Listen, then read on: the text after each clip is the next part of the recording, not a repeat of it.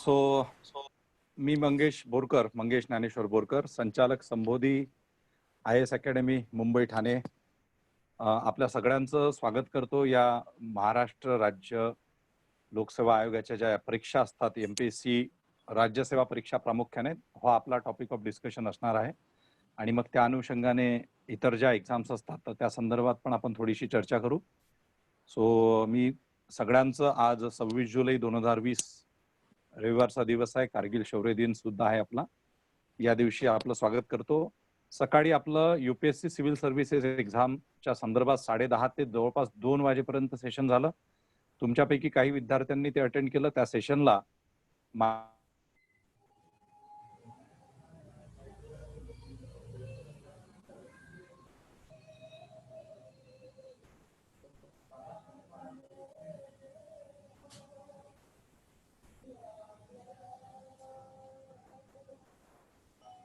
ठाणे ब्रांचमध्ये ज्यांनी कोचिंग घेतलेलं होतं, ज्यांनी संपूर्ण गायडन्स घेतलं होतं, सो तो आता सध्या डेप्युटी कमिशनर आहे सेंट्रल GSTला हैदराबादला. त्यांनी सुद्धा पूर्ण वेळ थांबून जवळपास 2-2.25 तास थांबून त्यांनी सुद्धा गायडन्स केलं, प्रश्नांची उत्तरं दिली. आणि आमचे सिंग सर आहेत की जे सेंट्रल गव्हर्नमेंटमध्ये जॉबला आहेत एका चांगल्या पदावरती, आणि ते बरेचदा आता इथे मुंबईला पोस्टिंग असल्यामुळे विद्यार्थ्यांना रेग्युलरली गायडन्स करण्यासाठी येतात. कालच त्यांचा आमच्या ऑनलाईन जे आमचे बॅचेस ऑलरेडी सुरू झालेले आहेत MPSC UPSCच्या 15 जून पासून, तर त्या बॅचमध्ये एक ओरिएंटेशन लेक्चर घेतलं त्यांनी सायन्स अँड टेक्नॉलॉजीचं. सो असे 3 लोकांचं आणि मी स्वतः होतोच अनेक विद्यार्थ्यांच्या प्रश्नांना उत्तर द्यायला. तर हे खूप महत्वाचं सेशन झालं. अनेक लोकांना, अनेक विद्यार्थ्यांना संपूर्ण ऑल महाराष्ट्रातून आणि काही इतर स्टेट्स मधले सुद्धा जवळपास 70 पेक्षा जास्त विद्यार्थी सकाळच्या सेशनला होते. आता आपलं हे आजच्याच दिवशी दुसरं सेशन आहे. हे सेशन आपण का घेतो याची भूमिका मी आता स्पष्ट केली की अनेक विद्यार्थी ज्यावेळेस तयारी करायला जातात, सो तयारी करत असताना अगदी सुरुवातीपासून त्यांना व्यवस्थित गायडन्स मिळत नाही. व्यवस्थित गायडन्स म्हणजे काय, तर तुम्हाला परीक्षेचे सिलेबस, परीक्षेचा पॅटर्न, परीक्षेचे टप्पे हे नुसता वाचून समजणार नाही. ठीक आहे, सिलेबस आहे, पॅटर्न आहे, सगळं आहे, म्हणजे इतिहास आहे लिहिलेला आहे, त्यात भूगोल लिहिलेला आहे, कॉन्स्टिट्यूशन लिहिलेलं आहे, मुख्य परीक्षेचं सुद्धा एकदम स्पेसिफिकली सिलेबस वगैरे सगळं दिलेलं आहे, परंतु ते तुम्हाला वाचून कळत नाही. त्याच्या संदर्भातलं एक रेग्युलर गायडन्स जे आहे ते पाहिजे असतं. मग त्याच्यासाठी अनेक लोक क्लासेस लावतात. क्लासेस लावत असताना क्लासेस ज्या ठिकाणी आपण केलेले आहेत किंवा करतोय त्या स्वतः त्या संचालकांची काय अथॉरिटी असते, त्यांनी कधीतरी मेन्स दिल्यात का राज्यसेवा लेवलच्या म्हणा, किंवा जर आपण UPSCचा क्लास लावत असेल तर UPSCच्या मुख्य परीक्षा दिल्यात का, 2 दिल्यात का, त्यांना इंटरव्ह्यूचा अनुभव आहे का, ते जर मॉक इंटरव्ह्यूज तुमच्या घेत असतील तर त्यांनी खरंच त्या पद्धतीने मॉक इंटरव्ह्यूज दिलेले आहेत का, इंटरव्ह्यूज दिलेले आहेत का स्पेसिफिकली. कारण जो तिथपर्यंत पोहोचलाच नाही तो मार्गदर्शन करू शकत नाही. म्हणून मग नुसता पूर्वपरीक्षेची 3 वर्ष तयारी केलेला विद्यार्थी त्यांनी मार्गदर्शन करणं, 2 मुख्य परीक्षा दिलेल्या व्यक्तींनी मार्गदर्शन करणं, 1 इंटरव्ह्यू दिलेल्या, 2 इंटरव्ह्यू दिलेल्या व्यक्तींनी मार्गदर्शन करणं, आणि परत सिलेक्ट झालेल्या विद्यार्थ्यांनी. आता सिलेक्ट झालेला आणि न झालेला, परंतु जो त्या इंटरव्ह्यू लेवल पर्यंत कमीत कमी पोहोचलेला एकदा तरी, आणि सिलेक्ट झालेला कोणी असेल तर यांच्यामध्ये विशेष काही फरक असत नाही. कारण एका मार्क्सने तुम्ही आतमध्ये जाता, एका मार्क्सने तुम्ही बाहेर असता. त्यामुळे त्यांच्या बुद्धिमत्तेमध्ये, इंटरॅक्च्युअल कॅपॅसिटीमध्ये, ओरिएंटेशनमध्ये खूप जास्त फरक नसतो. वैचारिकतेचा फरक असतो, आयडिओलॉजिकली डिफरन्सेस असतात अनेक सिलेक्ट झालेल्या आणि न सिलेक्ट झालेल्या लोकांमध्ये. ओके, आणि त्याच्यामुळेच काही विद्यार्थी किंवा काही अधिकारी हे खूप कर्तव्यनिष्ठ असतात. काही अधिकारी हे सिलेक्ट झाल्यानंतर करप्टेड सुद्धा असतात, किंवा भाई भतीजावाद करणारे, फेवरिझमचं पॉलिटिक्स करणारे सुद्धा असतात. तर इट डिफर्स. ओके, म्हणजे ती पर्सनॅलिटी वाईज डिफरन्सेस असतात, आणि ते पर्सनॅलिटी वाईज डिफरन्सेस हे आयडिओलॉजिकल डिफरन्सेस म्हणून किंवा तुमच्या स्वतःच्या सवयीमधून, तुमच्या स्वतःच्या कॅरेक्टरमधून येत असतात. तर तो भाग गौण आहे, परंतु इथे गायडन्स हा पार्ट खूप महत्वाचा ठरतो. त्याच्यामुळे बऱ्याचशा लोकांचा प्रॉब्लेम इथेच होतो की आपण ज्यावेळेस हे वाचून समजून घेण्याचा प्रयत्न करतो तर ते समजून सांगणार कोणीतरी असलं पाहिजे, एखादा व्यक्ती असला पाहिजे, तुमच्या नात्यातल्या असू द्या, तुमच्या फ्रेंड सर्कल मधला असू द्या. आवाज येतोय का माझा सगळ्यांना? हॅलो हॅलो हॅलो, माझा आवाज येतोय सगळ्यांना? हो येतोय. ओके. ज्यांना माझा आवाज येत नसेल त्यांनी स्वतःचे माईक प्लीज चेक करा. ओके. त्या लोकांनी, कारण त्यांच्या माईकमध्ये प्रॉब्लेम असू शकतात. ठीक आहे. एनिवे सो आणि दुसरी महत्वाची गोष्ट, जर इन केस मध्येच जर कुठे हे डिस्कनेक्ट झालं तर ऑनलाईन राहा. कधी-कधी प्रॉब्लेम होतात. ठीक आहे. ऑनलाईनच राहा. लगेच ते रिकनेक्ट सुद्धा होत असतं. तर त्यामुळे गाईडन्स हा महत्वाचा पार्ट असतो. कोणाकडून घ्यायचं हे तुम्हाला निश्चित करायचं असतं. आता तर सध्या कोरोनामुळे जवळपास 1 वर्ष तरी कमीत कमी तुम्हाला अशाच पद्धतीने ऑनलाईन सगळं शिकावं लागणार आहे. ही मानसिकता तुम्ही तयार ठेवा. म्हणजे जर तुम्हाला अधिकारी बनायचं असेल आणि जर तुम्ही म्हणाल, की नाही कुठेतरी आम्ही ज्यावेळेस लॉकडाऊन ओपन होईल आणि सगळ्या गोष्टी एस्टॅब्लिश होईल, कोरोना काही अजूनपर्यंत आताच लगेचच्या लगेच जाणारा नाही आहे. जे मेडिकल फील्डमधले असतील किंवा जे प्रशासनात काम करणारे असतील, सकाळीच मी माझ्या विद्यार्थ्याशी बोललो, जो चीफ ऑफिसर आहे नगर परिषदेमध्ये, तो म्हणाला, की "सर परिस्थिती भयंकर आहे. लगेचच्या लगेच सगळ्या गोष्टी होतील अशातला काही भाग नाहीये. पुढचे 6 महिने जाऊ शकतात. पुढचं वर्ष आपल्याला या सगळ्या गोष्टींची अडॅप्टेबिलिटी करण्यासाठी अ, हे होऊ शकतं, जाऊ जाऊ शकतं. तर त्यामुळे तुम्हाला जर खरोखर तुम्हाला 2021-2022 च्या एक्झाम जर Vidhi, you just take care of your mic because I am hearable to other students. तू स्वतःचा माईक चेक कर. माझ्या इकडून प्रॉब्लेम नाहीये. ठीक आहे. आणि मला बाकीच्यांचे व्हॉइस ऐकू येत आहेत. ठीक आहे. सो तुमच्या सिस्टममध्ये काय प्रॉब्लेम असेल तर तुम्ही चेक करा. ओके. सो त्यामुळे कसं आहे, की तुम्हाला if you are serious about 2021 examination और 2022 एक्झामिनेशन किंवा 2023 ची सुद्धा, आणि जर तुम्ही आजच्या डेटमध्ये फर्स्ट इयरला असाल, 12वी क्वालिफाय करून फर्स्ट इयर, सो तुम्ही स्वतः म्हणजे आतापासून या सगळ्या गोष्टींची जी प्रिपरेशन जी आहे, तर ती स्टार्ट करा. पुढचे 2 वर्ष, 3 वर्ष तुम्ही तुमच्या प्रिपरेशनला अंडर ग्रॅज्युएट पासून जर सुरुवात केली, तर तुमचे चान्सेस फर्स्ट अटेम्प्टमध्ये 21व्या-22व्या वर्षी अधिकारी होण्याचे वाढतात. तुम्ही जर सपोज तुम्ही ग्रॅज्युएशन झालेलं असेल, तर ग्रॅज्युएशन झाल्या-झाल्या इमिडिएटली आता तुम्ही जर तुम्हाला गव्हर्नमेंटमध्येच यायचं असेल, गव्हर्नमेंटमध्येच विदाऊट एनी डायलेमा, कुठल्याही फ्लक्स पोझिशनमध्ये डायलेमामध्ये न राहता, जर तुम्ही विचार केलेला असेल, की मला गव्हर्नमेंटमध्येच यायचं आहे, तर तुम्ही कुठल्याही बाकीच्या पोस्ट ग्रॅज्युएशन कोर्सेसला ॲडमिशन न घेता याची तयारी करा. तयारी करत असताना राइट फ्रॉम द बिगिनिंग एका अथॉरिटी पर्सनचं किंवा इन्स्टिट्यूशनचं गाईडन्स घ्या. सो कॉल्ड ब्रँड्स जे असतात, ज्याची खूप जास्त जाहिरात असते, त्याच्या पाठीमागे जाऊ नका. कारण अशा अनेक इन्स्टिट्यूशन्समध्ये, ब्रँडेड इन्स्टिट्यूशन्समध्ये कोचिंग केलेले दिल्लीपासून तर पुणे आणि मुंबईपासूनचे विद्यार्थी आज माझ्या मेंटरशिप प्रोग्राममध्ये, माझ्या गाईडन्सच्या अंडरमध्ये, आणि माझी जी टीम आहे अधिकारी लोकांची, फॉर्मर ऑफिसर्स आणि सर्व्हिंग ऑफिसर्स आणि मी स्वतः, आमच्या मार्गदर्शनामध्ये कितीतरी विद्यार्थी हे आज गाईडन्स घेत आहेत. परत त्यांची म्हणजे सुरुवातच त्यांची परत पूर्वपरीक्षेपासून आम्ही करतोय. वेगळे चॅलेंजेस त्यांना देतोय, वेगळे टार्गेट्स देतोय आणि त्यांच्याकडून आम्ही तयारी करून घेतोय. तर त्याच्यामुळे ब्रँड जो असतो, की बाबा पार्लेजीचंच बिस्किट खाल्लं पाहिजे किंवा आणखी कुठलं तरी हेच घातलं पाहिजे. ओके. सो हा जो मार्केटिंगचा जो कन्सेप्ट आहे, याच्यामध्ये फसायचं नाही. तुम्हाला जेन्युइन गाईडन्स असणं आणि तुम्ही स्वतः जेन्युइनली ती गोष्ट करणं हे फार महत्वाचं आहे. आपला जो विषय जो आहे ना, तो याच याच्याभोवती फोकस होतो, की how to qualify these kind of competitive examinations in a first or the second attempt. Okay. आणि आम्ही ते अचीव्ह केलेलं आहे. म्हणजे संबोधी करिअर अकॅडमी जे जवळपास मी ज्यावेळेस पहिल्यांदा 2004 ला UPSC IASची मेन्स दिली. माझ्या गावामध्ये मी पहिल्यांदा सेमिनार घेतला होता. माझं गाव नागपूर जिल्ह्यातलं आणि काटोल तालुका आहे आमचा. तर तिथे मी पहिल्यांदा सेमिनार घेतला होता. त्यावेळेसचे जे DYSP, चीफ ऑफिसर्स वगैरे होते. सो त्या लोकांना एकत्र करून 500 विद्यार्थी जवळपास आम्ही 8-10 दिवसामध्ये गोळा केले होते आणि त्यावेळेस मोठा सेमिनार झाला होता. नंतर मी असिस्टंट कमांडंटच्या त्या सगळ्या याच्यामधून माझं यशस्वीता आणि ह्या सगळ्या गोष्टी पार पाडल्या. पण नंतर मला असं जाणवायला लागलं, की ग्रामीण भागामध्ये आणि अनेक ठिकाणी गाईडन्सची फार कमतरता आहे. मग आम्ही मुख्य परीक्षेचा अनुभव होता, इंटरव्ह्यूचा अनुभव होता, सगळ्या गोष्टी होत्या. आणि त्यानंतर मग ज्यावेळेस स्टुडंट्सला आम्ही गाईड करायचो, सो सगळ्यात महत्वाचं होतं, की मिसकन्सेप्शन्स खूप असतात विद्यार्थ्यांमध्ये स्पर्धा परीक्षांच्या बद्दल. मग हे करू की ते करू? मग काही विद्यार्थ्यांना असं असतं, की बाबा आपण जर स्पर्धा परीक्षांची तयारी सुरू केली, तर माझ्या गावातच 4-4, 5-5 वर्षापासून तयारी करणारे लोक पडलेले आहेत. ते 10वी माझ्यापेक्षा म्हणजे खूप चांगले पर्सेंटेज होते. 12वी माझ्यापेक्षा खूप चांगले पर्सेंटेज होते. आणि असं सगळं त्यांच्या डोक्यामध्ये कुठेतरी असतं. हे मिसकन्सेप्शन्स असतात, की खूप इंजिनिअरिंगचा विद्यार्थी आहे, मेडिकलचा विद्यार्थी आहे, तो पण माझ्या कॉम्पिटिशनमध्ये आहे. मग मी आर्ट्सचा आहे, मी ग्रामीण भागातला आहे, मग माझे फायनान्शियल प्रॉब्लेम्स आहे, तर मग मी कसं करू? सो असे बेसिक मिसकन्सेप्शन्स खूप कॉमन आहेत सगळ्या विद्यार्थ्यांमध्ये. मी मराठी मीडियम मधून आहे वगैरे वगैरे. काही काही वेळेस सुपेरियर कॉम्प्लेक्स असणारे पण विद्यार्थी असतात. Superior complex means what?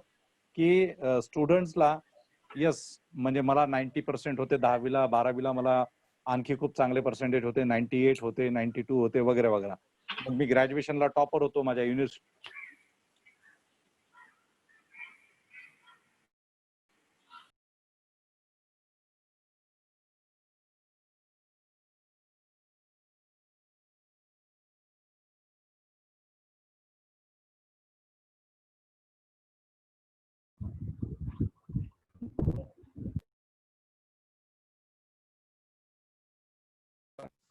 त्यामुळे कसं असतं, हॅलो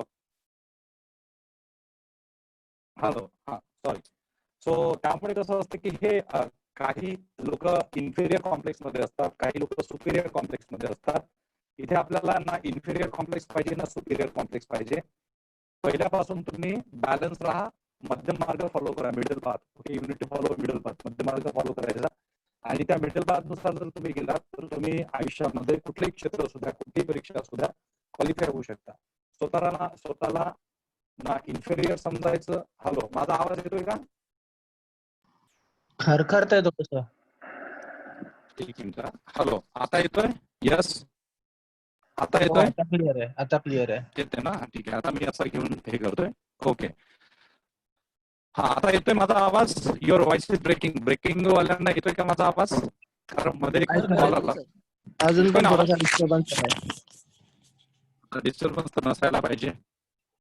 ओके, हॅलो, आता येतोय व्यवस्थित?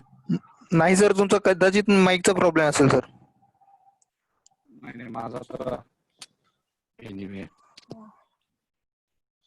सर माईक डिस्कनेक्ट करून हॅलो, परत माईक आता येतोय? डिस्कनेक्ट करून परत हॅलो, लावा. आता येतोय? आता येतोय? नाही.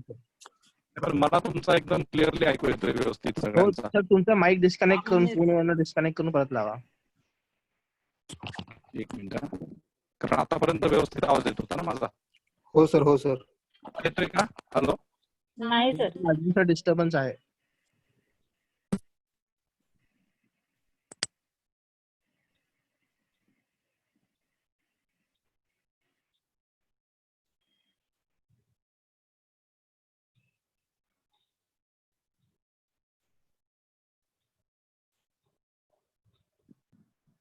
नाही, आता अजिबात येत नाहीये.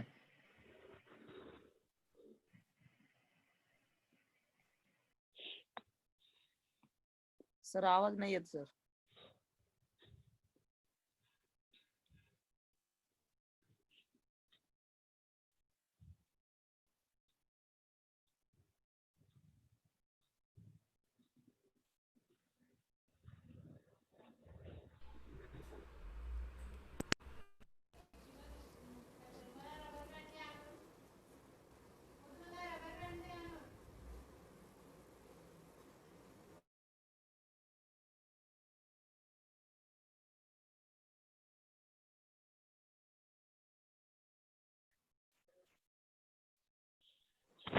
हा आता येतोय आवाज माझा? हो सर. आवाज येतोय? हो हो सर. सर येतोय.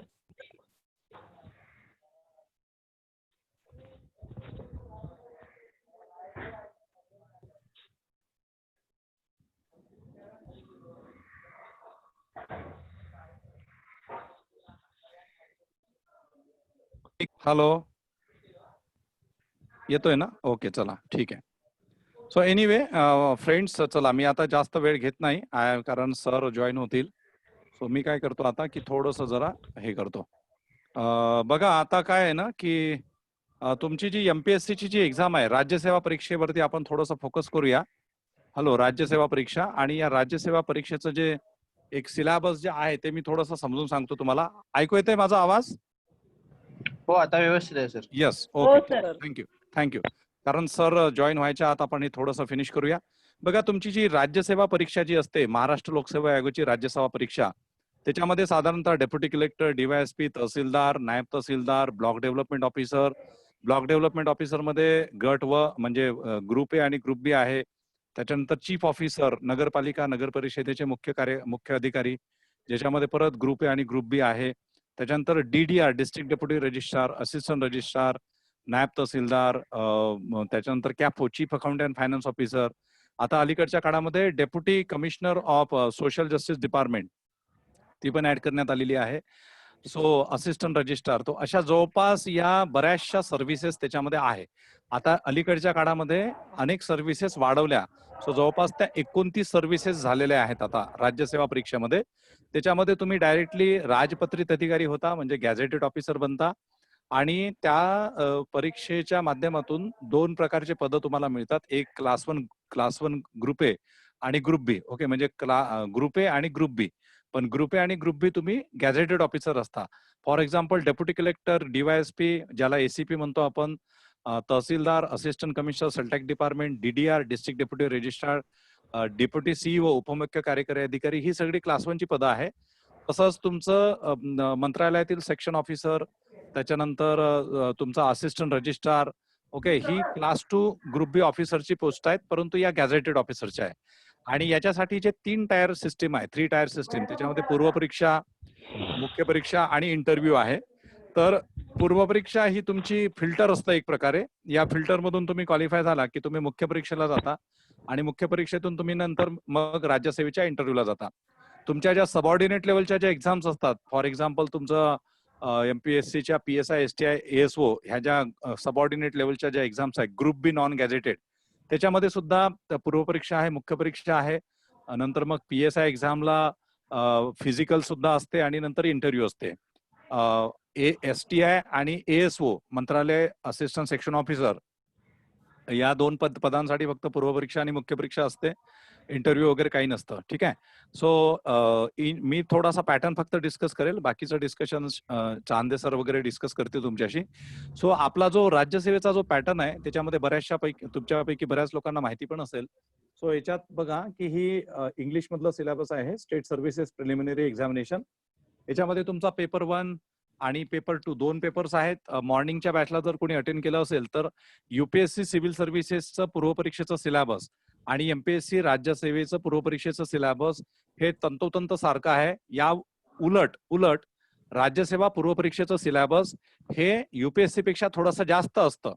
कारण राज्यसेवा पूर्वपरीक्षेमध्ये जिथे इतिहास असतो, तर इतिहासमध्ये महाराष्ट्राचा इतिहास विचारला जातो. जिथे भूगोल असतो तिथे महाराष्ट्राचा भूगोल विचारला जातो. जिथे म्हणजे जिथे सपोज आता कॉन्स्टिट्यूशन नाही म्हणता येणार, परंतु आपली पंचायत राज सिस्टीम, तर महाराष्ट्रातील पंचायत राज सिस्टीम, ज्या पंचायत राज सिस्टीम मध्ये संपूर्ण तुमचं जिल्हा परिषद असेल, पंचायत समिती असेल, ग्रामपंचायत असेल, म्हणजे ग्रामीण पंचायत राज आणि शहरी पंचायत राज मध्ये मग तुमचं नगरपालिका, नगर परिषदा, महानगरपालिका वगैरे याचा अभ्यास, ओके, तो ऍडिशनल पार्ट असतो. अर्थव्यवस्थेमध्ये महाराष्ट्राच्या अर्थव्यवस्थेच्या संदर्भात फॉर एक्झाम्पल महाराष्ट्र शासनाची जी काही धोरणे वगैरे असतात, सामाजिक आणि आर्थिक विकासाचे जे काही त्यांचे उपक्रम असतात, त्याच्या संदर्भातली इन्फॉर्मेशन, महाराष्ट्राचं बजेट, ओके, इत्यादी संदर्भात वेगळी इन्फॉर्मेशन असते. महाराष्ट्रातील समाज सुधारक वेगळे विचारले जातात, महाराष्ट्रातील चालू घडामोडी वेगळ्या विचारल्या जातात. तर इन जनरल UPSCच्या सिलेबस पेक्षा MPSC पूर्वपरीक्षेचं सिलेबस राज्यसेवेचं हे अधिक जास्त वास्ट आहे. आपल्या डोक्यात काय गैरसमज असतो की UPSCची एक्झामिनेशन ही जास्त टफ असते, परंतु इथे MPSC राज्यसेवेची परीक्षा ही तुमच्या पूर्वपरीक्षेमध्येच जास्त टफ आहे UPSC पेक्षा. ओके, बरेचसे विद्यार्थी UPSC क्वालिफाय होऊन जातात, परंतु MPSC क्वालिफाय होत नाहीत. म्हणजे असे सुद्धा तुम्हाला अनेक उदाहरणं आम्ही देऊ शकतो. आता तेवढा वेळ नाही, त्याच्यामुळे त्याबद्दल काही बोलणार नाही मी. ठीक आहे. सो आता इथे एक लक्षात घ्या की जसं UPSC ला पहिला पेपर हा स्कोरिंगचा असतो आणि दुसरा पेपर हा 33% क्वालिफाईंग असतो, ज्याला CSAT म्हणतो. तसं MPSC राज्यसेवे परीक्षामध्ये पहिला पेपर आणि दुसरा पेपर, जसं तुम्ही इथे बघताय की फर्स्ट पेपर आणि सेकंड पेपर 200 मार्क्स असलेले, ओके, आणि क्वेश्चन्स तिथे 100 क्वेश्चन्स आणि 80 क्वेश्चन्स असतात. सो इथे असं काही नाहीये. इथे म्हणजे तुम्हाला पहिल्या पेपरमध्ये स्कोर करायचा आहे आणि दुसऱ्या पेपरमध्ये सुद्धा स्कोर करायचा आहे. याला सुद्धा निगेटिव्ह मार्किंग सिस्टीम जी आहे, तर ती निगेटिव्ह मार्किंग सिस्टीम असते. ओके, आता एक लक्षात घ्या की आता इथे जसं हे दिलेलं आहे यांनी, current affairs, current events of state, बघा स्टेट आलंय, नॅशनल अँड इंटरनॅशनल इम्पॉर्टन्स म्हणजे चालू घडामोडी राज्य स्तरावरील, राष्ट्रीय स्तरावरील आणि आंतरराष्ट्रीय स्तरावरील. मग चालू घडामोडीमध्ये अनेक घटक आहेत. जेव्हापासून तुम्ही तयारी सुरू करता, म्हणजे समजा आता तुम्हाला 2021 ची राज्यसेवा पूर्वपरीक्षा द्यायची असेल किंवा 2022 ची, तर साधारणतः तुम्हाला आतापासूनच म्हणजे 1 जानेवारी 2020 पासूनच्या ज्या काही चालू घडामोडी असतील त्याचा अभ्यास तुम्हाला एंटायर वर्षभराचा सुरू करावा लागेल. तो तुम्ही जुने न्यूजपेपर्स असतील तर त्याच्या नोट्स काढून करू शकता. चालू घडामोडींचा अभ्यास स्वतः न्यूजपेपर्स वगैरे रेग्युलरली वाचून, किंवा मॅगझिन्स असतात बरेचसे मार्केटमध्ये तर त्याचा करू शकता. परंतु ते सुद्धा मॅगझिन्स कुठलेही सब स्टँडर्ड वाचू नका. स्टँडर्ड मॅगझिन्स वाचणं अपेक्षित आहे. हिस्ट्री ऑफ इंडियामध्ये परत एन्शियंट, मेडिवल, मॉडर्न म्हणजे प्राचीन भारताचा इतिहास, मध्ययुगीन भारताचा इतिहास आणि आधुनिक भारताचा इतिहास आहे. आणि महाराष्ट्राचा, मग महाराष्ट्राच्या इतिहासामध्ये तुम्हाला महाराष्ट्रातील संत परंपरा, पंडिती परंपरा आणि म्हणजे संत, पंत आणि तंत या 3 गोष्टींवरती पण क्वेश्चन्स असतात. महाराष्ट्रातील ज्या अनेक संस्कृती आहेत, जसं पोवाडा असेल, शाहिरी असेल, ओके, साहित्य असेल, याच्या संदर्भात पण क्वेश्चन्स विचारले जाऊ शकतात. त्याच्यानंतर महाराष्ट्राचा भूगोल, मग world geography, Maharashtra, India and the world geography. मग त्याच्यामध्ये प्राकृतिक भूगोल आहे, सामाजिक भूगोल आहे, आर्थिक भूगोल आहे. आणि मग बाकीचे जे कन्सेप्च्युअल क्वेश्चन्स असतात, ज्याच्यामध्ये क्लायमेटॉलॉजी आणि ओशनोग्राफी वगैरे आहे, ते पण तुम्हाला विचारलं जातं, म्हणजे सागरशास्त्र, हवामानशास्त्र. त्याच्यानंतर मग इंडियन कॉन्स्टिट्यूशन, भारतीय संविधानाचा अभ्यास, अर्थव्यवस्थेचा अभ्यास, okay, economic and social development, शाश्वत विकास वगैरे दिलेला आहे इथे, sustainable development, poverty, inclusion, okay, demographics, okay. हेच जर आपण डिस्कस म्हणजे करायचं म्हटलं तर यालाच 3 तास जातात, परंतु मी आता ते डिस्कस करणार नाही. त्याच्यानंतर एन्व्हायरमेंटल इकॉलॉजी, बायोडायव्हर्सिटी म्हणजे जैविक विविधता, पर्यावरण, ओके, या सगळ्या गोष्टींवरती सुद्धा क्वेश्चन्स विचारले जातात. आणि जनरल सायन्स. सो बेसिकली युपीएससीच्या जनरल सायन्समध्ये आणि एमपीएससीच्या जनरल सायन्समध्ये थोडा फरक आहे. स्टेट सर्व्हिसेसच्या एक्झाम्समध्ये, म्हणजे या आपल्या ज्या राज्यसेवेच्या ज्या परीक्षा असतात किंवा ज्या काही आपल्या एक्झाम्स असतात, त्या एक्झाम्समध्ये जनरल सायन्समध्ये फिजिक्स आणि केमिस्ट्री हे जे सेक्शन्स आहे, फिजिक्स आणि केमिस्ट्री, या सेक्शन्स वरती सुद्धा क्वेश्चन्स विचारले जातात. ओके. आणि ते अप्लिकेशन बेसिस पण असतात आणि थोडेसे स्टॅटिक पण असतात. म्हणजे जे आपला जो जसा न्यूटनचा 3रा नियम असेल किंवा न्यूटनचे नियम असतील त्याच्यावरती पण क्वेश्चन्स असतील. कधी कधी तुम्हाला क्वेश्चन्स हे एखाद्या फिजिक्सचे जे प्रॉब्लेम्स असतात त्याच्यावरती पण असू शकतात. म्हणजे व्हेलॉसिटी आहे, ऍक्सेलरेशन आहे, त्याच्यावरती पण. केमिस्ट्री मधले जे फॉर्म्युलेज असतात वेगवेगळ्या केमिकल्सचे त्याच्यावरती पण असू शकतात. ओके. परंतु युपीएससीला तसं नसतं. युपीएससीला अप्लिकेशन बेस्ड क्वेश्चन्स हे विचारले जातात. आणि नंतर बायोलॉजी हा महत्वाचा पार्ट आहे जनरल सायन्समध्ये. सो तुम्हाला फिजिक्स, केमिस्ट्री आणि बायोलॉजीचं जे बेसिक आहे आणि जे करंट ओरिएंटेड आहे तो सगळा अभ्यास करणं अपेक्षित असतं. हा झाला तुमचा पहिला पेपर 200 मार्क्सचा. आणि दुसरा जो आहे त्याच्यामध्ये कॉम्प्रेहेन्शन आहे. कॉम्प्रेहेन्शन मध्ये तुम्हाला इंग्लिश कॉम्प्रेहेन्शन, मराठी कॉम्प्रेहेन्शन दोन्ही येतात. या परीक्षेसाठी तुमचं इंग्लिश पण व्यवस्थित पाहिजे आणि तुमचं सोहम आता प्रश्न कुठलाही विचारू नको. ओके. प्रश्न हे तुम्ही शेवटी विचारा, नंतर विचारा. मध्ये मध्ये आता प्रश्न कोणीही विचारू नका, कारण मग ते ब्रेक होऊन जाते आमची कंटिन्युटी. ओके. तर त्यामुळे तुम्ही बेटर राहील की आपण सगळ्याच प्रश्नांची उत्तरं देणारच आहोत, परंतु ती नंतर देऊ आपण. ठीक आहे. सो कॉम्प्रेहेन्शन जो आहे तो मराठी कॉम्प्रेहेन्शन आणि इंग्लिश कॉम्प्रेहेन्शन. कॉम्प्रेहेन्शन म्हणजे काय तर पॅसेजेस. सो त्या पॅसेजेस बद्दल प्रश्न विचारले जातात. त्याच्यासाठी तुमचं मराठी पण चांगलं पाहिजे.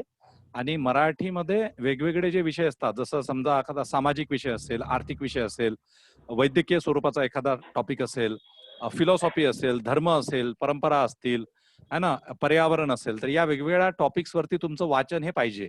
आणि तुमची समज सुद्धा तेवढी पाहिजे. जोपर्यंत तुमचं इंटरप्रिटेशन चांगलं नसेल तोपर्यंत तुम्ही कॉम्प्रेहेन्शनचे क्वेश्चन्स अटेंड करू शकत नाही. ठीक आहे. त्याच्यानंतर मग लॉजिकल रिझनिंग आहे. रिझनिंग एक महत्वाचा पार्ट आहे. डिसिजन मेकिंग वरती क्वेश्चन्स येतात. जनरल मेंटल ॲबिलिटी म्हणजे quantitative aptitude, data interpretation. Normally बँकिंगचं जर अभ्यास, म्हणजे कोणी जर बँकेची तयारी करत असेल, बँकेच्या परीक्षांची, ज्याच्यामध्ये रिझनिंग, क्वांटिटेटिव्ह ॲप्टिट्यूड, इंग्लिश वगैरे हा पार्ट असतो, सो त्या लोकांना साधारणतः हा पार्ट सोपा जातो, कारण तो जास्त डिफिकल्ट असतो याच्यापेक्षा. ओके. परंतु या कॉम्प्रेहेन्शन मध्ये साधारणतः लॉजिकल जास्त असतं, म्हणजे लॉजिकल इंटरप्रिटेशनचे प्रॉब्लेम जास्त असतात. इथे असे काही खूप फॉर्म्युला बेस्ड क्वेश्चन्स नसतात. तरी सुद्धा साधारणतः मॅथ्सची तयारी करत असताना तुम्हाला बेसिक, म्हणजे जसं पर्सेंटेज आहे, ऍव्हरेज आहे, रेशो प्रपोर्शन आहे, त्याच्यानंतर आपलं कुठल्या कॅलेंडरशी रिलेटेड प्रॉब्लेम्स असतील, सिलॉगिझम, लॉजिकल डिडक्शन नावाचा एक पार्ट असतो, त्याच्याशी रिलेटेड प्रॉब्लेम्स असतील. तर ह्या ज्या बेसिक ज्या गोष्टी आहेत, ज्या आम्ही विद्यार्थ्यांना जे आमच्याकडे जॉईन होतात त्यांना ह्या सगळ्या गोष्टी शिकवत असतो. रिसेंटली आमचे रिझनिंगचं ओरिएंटेशन आणि मॅथ्सचं पण ओरिएंटेशन लेक्चर झालं, ज्याच्यामध्ये साधारणतः 15 चॅप्टर्स जे आहेत वेगवेगळ्या परीक्षांमधले, ते साधारणतः आपल्याला तयार करायचे असतात आणि त्यावरती एकदा का अथॉरिटी मिळाली की सेकंड पेपर हा तुम्हाला सोपा जातो. मोस्टली सायन्स बॅकग्राऊंडच्या विद्यार्थ्यांना, मॅथ्स बॅकग्राऊंडच्या किंवा इंजिनिअरिंग बॅकग्राऊंडच्या विद्यार्थ्यांना सेकंड पेपरमध्ये चांगला स्कोर मिळू शकतो. ओके. आणि माईक म्यूट करावा प्लीज. एक मिनिट, मी म्यूट करतो इकडनं. ठीक आहे. ओके. सो हा झाला तुमचा एक प्रिलिम्सचा सिलेबस, राज्यसेवा पूर्व परीक्षा पेपर 1 पेपर 2 दोन्ही स्कोरिंग आहे. निगेटिव्ह मार्किंग सिस्टम आहे, 1/3 निगेटिव्ह मार्किंग सिस्टम आहे याच्यामध्ये. आणि त्याच्यामुळे तुम्ही ज्यावेळेस क्वेश्चन सॉल्व्ह करता, तर क्वेश्चन सॉल्व्ह करत असताना तुम्हाला खूप केअरफुली राहायचं आहे. तुक्के मारायचे नसतात. जोपर्यंत तुमचं नॉलेज चांगलं, अथॉरिटी येत नाही, तोपर्यंत खरं तर या एक्झाम्सला नुसता टाइमपास म्हणून सुद्धा जाऊन बसायचं नाही. ओके. पण एमपीएससी मध्ये तसं काही नाही आहे, कारण एमपीएससी मध्ये आता सध्याच्या पिरियडमध्ये जे जनरल कॅटेगरीचे स्टुडंट आहेत त्याच्यासाठी 38 वर्ष आहे एज लिमिट. आणि जे सगळेच बॅकवर्ड्स आहेत म्हणजे OBC, VJNT, SBC, SC ST वगैरे यांच्यासाठी 43 आहे. पण तरी सुद्धा एवढं एज लिमिट असल्यानंतरही तुमचं टार्गेट, जर तुम्ही अंडर ग्रॅज्युएट लेवलचे असाल तर तुमचं टार्गेट हे 21व्या-22व्या वर्षी उपजिल्हाधिकारी वगैरे बनणं, तहसीलदार बनणं हेच असलं पाहिजे. जर तुम्ही खूप आता वयाच्या आत 30 क्रॉस केलेला आहे, 32 क्रॉस केलेला आहे किंवा इव्हन तुम्ही 35 एज मध्ये वगैरे आहात, तर तुम्ही विदिन 2 इयर्स मध्ये मला क्वालिफाय कसं होता येईल या दृष्टिकोनातून अभ्यास केला पाहिजे. सर हा झाला पूर्व परीक्षेचा अभ्यास. आता यालाच जर मी मुख्य परीक्षेला जर पुढचं इलॅबोरेशन जर करतो म्हटलं, तर मुख्य परीक्षेला हाच सिलेबस राहणार पूर्व परीक्षेच्या पहिल्या पेपर मधला. ओके. फर्स्ट पेपर मधला. Just a minute. ओके. पूर्व परीक्षेमध्ये जो आपण इतिहास, भूगोल, भारतीय राज्यघटना, पंचायत राज, समाज सुधारक, अर्थव्यवस्था, त्याच्यानंतर आपण सायन्स अँड टेक्नॉलॉजी, हा जो हे जे विषय आपण जे अभ्यासले, याच विषयांचं राज्यसेवा मुख्य परीक्षेमध्ये 4 टॉपिक्स मध्ये म्हणजे 4 पेपर्स मध्ये डिव्हिजन होतं, डिवाइड होतात ते. आणि मग हिस्ट्री, जिओग्राफीचा एक पेपर येतो, 150 क्वेश्चन्स असतात त्याच्यामध्ये. ओके. 150 क्वेश्चन्स आणि 150 मार्क्स असतात. 2 तासाचा ऑब्जेक्टिव्ह पेपर असतो तो. त्याच्यानंतर तुम्ही सेकंड पेपर जो असतो तो भारतीय संविधान, गव्हर्नन्स, ऍडमिनिस्ट्रेशन, ओके, पंचायत राज या सगळ्या विषयांवरती असतो. तो सुद्धा 150 क्वेश्चन्स, 150 मार्क्स, 2 तासाचा पेपर असतो. ओके. तिसरा पेपर हा ह्युमन राईट्स आणि ह्युमन रिसोर्स डेव्हलपमेंट म्हणजे मानवी हक्क आणि मानवी विकास या विषयावरती असतो. आणि त्याच्यामध्ये सेम पॅटर्न असतो, म्हणजे सेम क्वेश्चन्स, सेम टाइम वगैरे सगळं सेम असतं. आणि चौथा पेपर जो असतो तो जिओग्राफी, तो अर्थव्यवस्था म्हणजे इकॉनॉमी, त्यानंतर ऍग्रिकल्चर, कृषी अर्थव्यवस्था किंवा कृषी, आणि सायन्स अँड टेक्नॉलॉजी, विज्ञान आणि तंत्रज्ञान या विषयांवरती असतो. तर त्याचं प्रत्येकाचं जे सिलेबस आहे, जसं आता इथे फक्त वन लाईन सिलेबस दिलेला आहे. सो मुख्य परीक्षेला सिलेबस हे डिटेल दिलेलं असतं. म्हणजे सिलेबसचा जो जे काही आहे मुख्य परीक्षेचं, ते सिलेबस हे तुम्हाला संपूर्णतः एक वाक्य दिलेलं आहे त्याच्यामध्ये. ओके. मी फॉर एक्झाम्पल तुमच्या समोर जस्ट आता इथे आपण थोडस हे करूया त्याला. सर तोपर्यंत येत आहेत. सो आता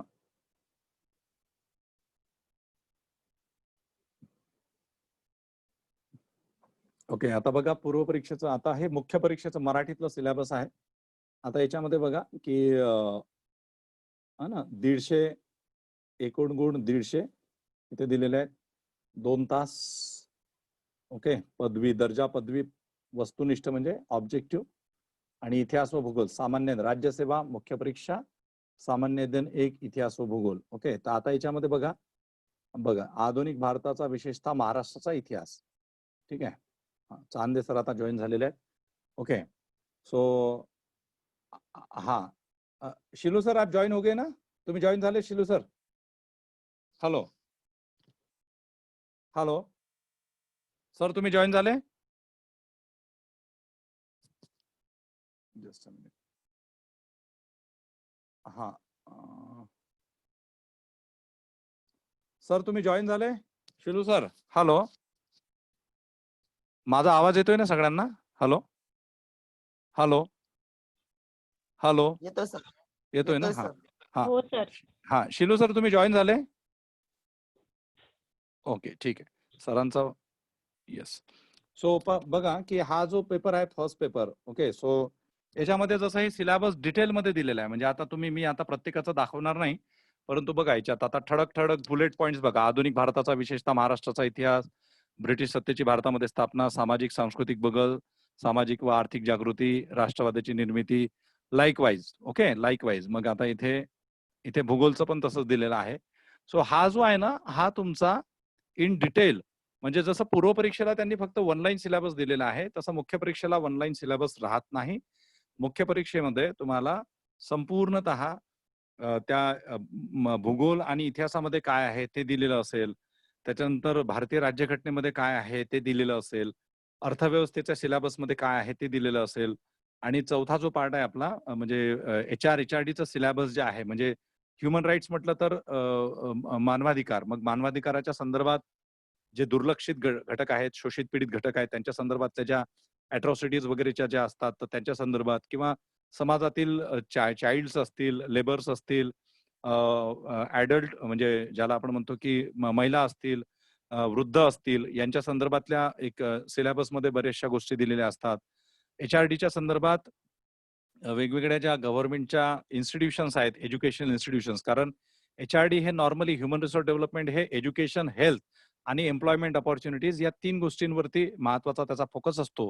तर त्याच्या संदर्भातलं सगळं त्या सिलेबसमध्ये दिलेलं असतं ओके. आणि नंतर तुमचं इंग्लिश आणि मराठी आहे. आता इंग्लिश आणि मराठीचा एक जो पेपर असतो ना तो पेपर टोटली ऑब्जेक्टिव्ह आहे. ऑब्जेक्टिव्ह मध्ये सर्वतः ग्रामर येतं, इंग्लिशचं ग्रामर आणि मराठीचं ग्रामर ओके. आणि जो रिटन पेपर आहे त्याच्यामध्ये तुम्हाला निबंध लिहा ओके, प्रेसिज रायटिंग आणि ट्रान्सलेशन अशा पद्धतीचं स्वरूप आहे ते रिटर्न असतो. सो राज्यसेवेला 5 पेपर्स ऑब्जेक्टिव्ह आणि 1 पेपर तुमचा रिटर्न असतो. राज्यसेवेमध्ये जनरल स्टडी 4 जे पेपर्स असतात त्याचे 150 गुणिला 4 म्हणजे 600 मार्क्स आणि इंग्लिशचा एक पेपर 100 मार्क्स, इंग्लिश मराठीचा एक पेपर 100 मार्क्स, इंग्लिश मराठीचा दुसरा पेपर 100 मार्क्स, असे 800 मार्क्स टोटल 800. 800 पैकी नंतर तुम्ही जसा तुमचा एक कट ऑफ असतो त्या कट ऑफ मिळाला की तुम्ही तुमच्या कॅटेगरी वाईज तुम्हाला इंटरव्ह्यू कॉल येतात. 100 मार्क्सचा इंटरव्ह्यू असतो आणि फायनली मग तुम्ही सिलेक्ट होता. सो मी आता जस्ट आणखी एक शेअर करतो आणि नंतर मग मी चांदे सर ऑलरेडी जॉईन झालेले आहेत तर मी त्यांना हे सोपवतो. सो मी जस्ट आता तुम्हाला या वर्षीचा जो कट ऑफ आहे तर त्याचं मी जस्ट तुम्हाला सांगतो आणि मग मी थांबतो. ओके बघा या वर्षीचा हा जो रेकमेंडेशन कट ऑफ आहे डेप्युटी कलेक्टरच्या साठी okay DY okay DYCA. So हा आहे जनरल कॅटेगरीचा कट ऑफ 555 555 ओके. त्याच्यामध्ये आता हे जनरल कॅटेगरी बघा त्याच्यामध्ये म्हणजे हे किती पैकी आहे कट ऑफ हा 800 प्लस 100 म्हणजे 900 मार्क्स पैकी. त्याच्यामध्ये फिमेलचा कट ऑफ बघा 520 ओके. परत शेड्यूल कास्ट, जनरल आणि फिमेल महिलांसाठी म्हणजे मुलींसाठी 33% रिझर्वेशन आहे ठीक आहे. 33% रिझर्वेशन आणि मग ते category wise general in the sense mail candidate आणि फिमेल कॅन्डिडेट असं असतं. सो इथे बघा SCचं 503 508 म्हणजे SC मध्ये मुलींचं कट ऑफ हा मुलांपेक्षा जास्त आहे. शेड्यूल ट्राईब मध्ये बघा 527 457 ओके. सो शेड्यूल ट्राईब्सचा या पोस्ट साठीचा कट ऑफ हा 527 आहे आणि मुलींचा 457 आहे. त्यानंतर DTA NTC असं सगळं दिलेलं आहे. सो हे नॉर्मली कट ऑफ आहेत आणि हे कॅटेगरी वाईज आहेत आणि हे पोस्ट वाईज सुद्धा आहेत. पोस्ट वाईज सुद्धा कट ऑफ असतात ओके. सो या अकॉर्डिंगली मग DYSPचा कट ऑफ आहे ओके. DYSPचा कट ऑफ आहे आणि त्याच्यानंतर मग बाकीचे जे हे असतात ओके. सो त्याचा सुद्धा वेगवेगळा कट ऑफ असतो ठीक आहे. सो या पद्धतीने like this is about prelims examination, basic structure of prelims. त्याच्यानंतर मुख्य परीक्षेचं मी तुम्हाला थोडंसं सांगितलं आणि मी तुम्हाला आता कट ऑफ सुद्धा दिलेला आहे ठीक आहे. सो याच्यावरती जे काही क्वेश्चन्स असतील ते आपण नंतर डिस्कस करूया. शिलू सर तुम्ही जॉईन झालेत ना? हॅलो हॅलो जस्ट हो. आवाज येतोय? हा तुम्ही Yes, sir. तुम्ही तुमचा सर हे करा ना सुरू. आवाज येतोय हा मी आवाज येतोय. केलंय. Yes, sir.